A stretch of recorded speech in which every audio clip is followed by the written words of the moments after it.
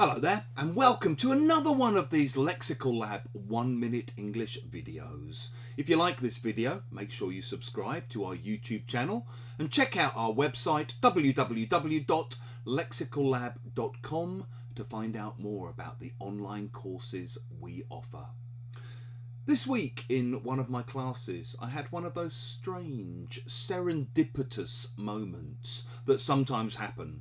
One of my students is currently living in Istanbul and another student has been living in Seville in the south of Spain for a few years.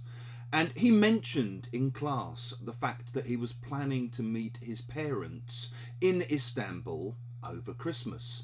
And he then added that he'd never been there before.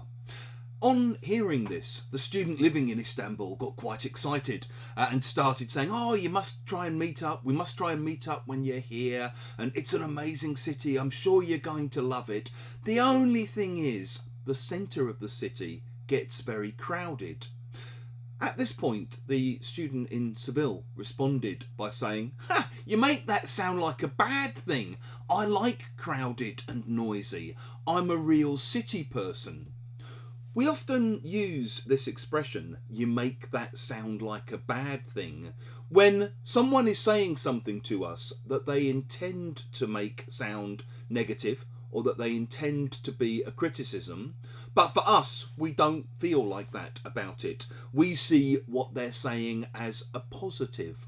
So you might hear someone on the news say, if the government does decide to go ahead with this plan, it will damage the government badly. And you say, they make that sound like a bad thing. Good, let them do it. Let them damage themselves. Let's get rid of them. In the same way, I recently had a heated discussion with an elderly relative of mine who was complaining about the fact that all of the train drivers are going on strike at the moment.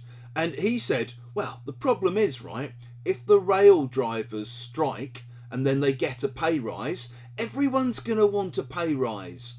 To which I replied, you make that sound like a bad thing. Everyone should be getting a pay rise at the moment when we've got inflation running in double figures. One more example comes from one of my favourite TV shows called Life on Mars, which is a kind of police drama set in the 1970s. And in this, there's a senior detective called Hunt. And he's having a conversation with a junior detective who really doesn't like him. And Hunt says to the junior detective, "Listen, mate, I think you forgot who you're talking to." To which the junior detective replies, No, I know exactly who I'm talking to.